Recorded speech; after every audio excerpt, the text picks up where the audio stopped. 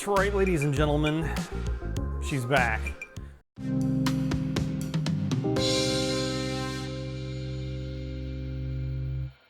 Right, so welcome back to the channel. I'm Richard, this is Lap of the World, and that is our now 329,500 and some small change miles Acura NSX that has just come back from Europe.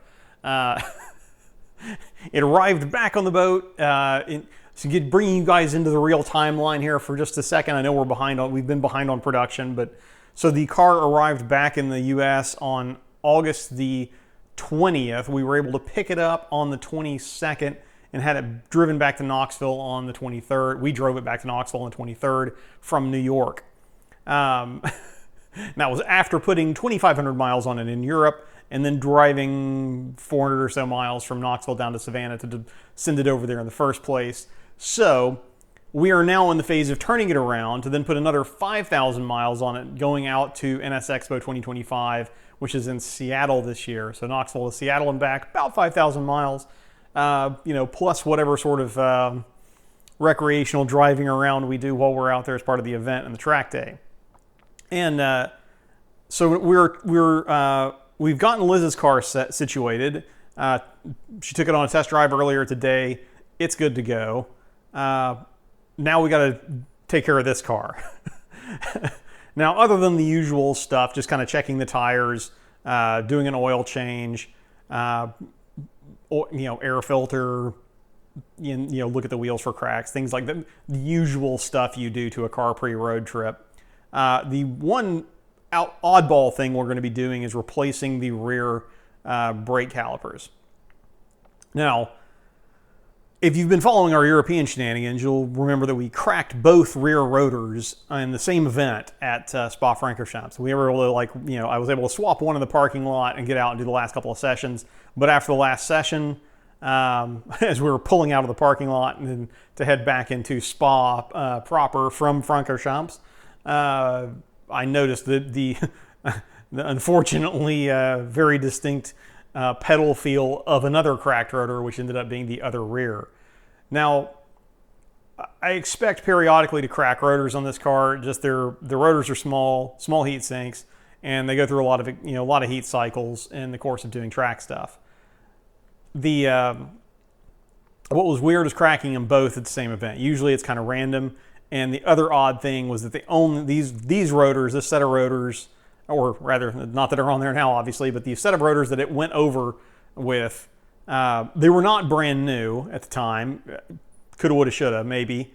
But they only had one event. They only had the G2 Motorsports Park track day from NSXPO 2024 was the only event that I'd done with those rotors. I expect to get 3 to 5 weekends out of a set of rotors before I'm either preemptively changing them before they crack or I crack one. This was only 2 events, which is weird. Yes, we did some spicy parade laps at at Le Mans, and we did a little bit of Autobahn driving, so there were a few heat cycles in between, but nothing on the order of a track day. Nothing on the order of like a real track day where you're getting, actually getting the brakes to 700 degrees or whatever they get to. So that's kind of odd. And then that kind of combined in my brain, it eventually clicked that I'd heard occasionally as the car would kind of roll back, I'd hear an occasional little groan. So what I feel like is happening is there's something that's probably, the short version is the rear calipers probably need to be rebuilt.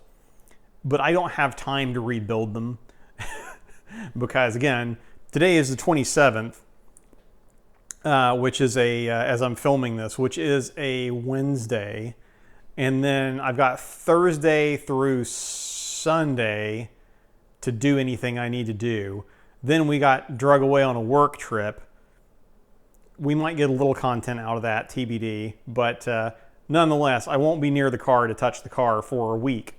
Then we come back from that, and then we have 1 week before we would leave for NSXPO. So I don't have time for the arts and crafts project. Fortunately, our friend Christian at ATR Racing, NSX-parts.com, came through for us again with a set of lovingly priced, lightly used takeoff OEM rear calipers. So rather than rebuilding the ones we have prior to trying to go on the trip, we're just going to do a swap, and then we will go and rebuild those separately.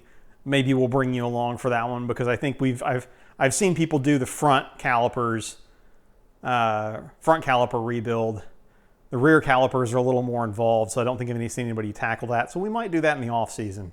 But for now, we're just going to do the switcheroo, so we can continue on about our way.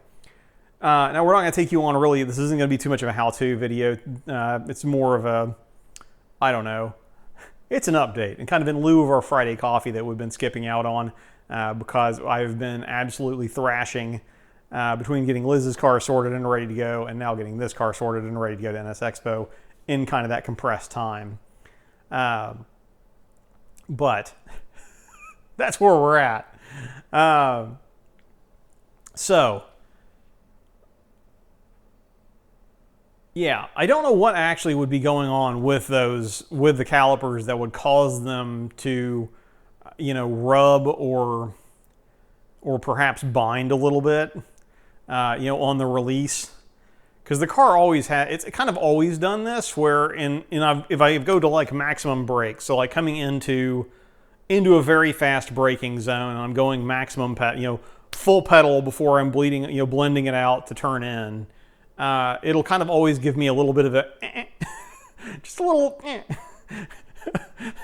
you know, kind of just a little bit of a twitch. You know, nothing concerning ever, but just kind of, you know, indicative that maybe like one side or the other is engaging, is more fully engaging first than the other. And when you're at that, you know, at those velocities with, you know, fairly neutral setup, you kind of feel that a little bit.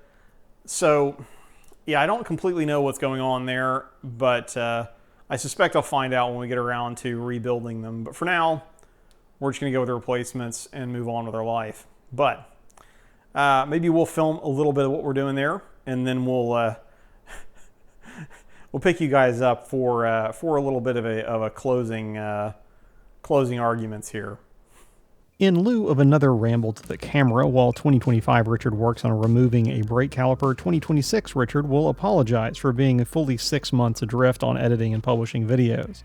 2025 was a hell of a year. We had an absolute blast, but by the time we hit the beginning of the holiday season, both Liz and I were metaphorically out of gas. I had metaphorically picked up a puncture, and so I took my foot off the throttle for the year for the sake of our sanity on the video production front. The good news is that if you just found the channel with this series, you can jump straight into NSXPO 2025 on the playlist, linked up on the corner, and can look forward to more regular service in the coming months. But until then, I'm Richard. This is Lap of the World, and we'll see you in the next video, if not at the track.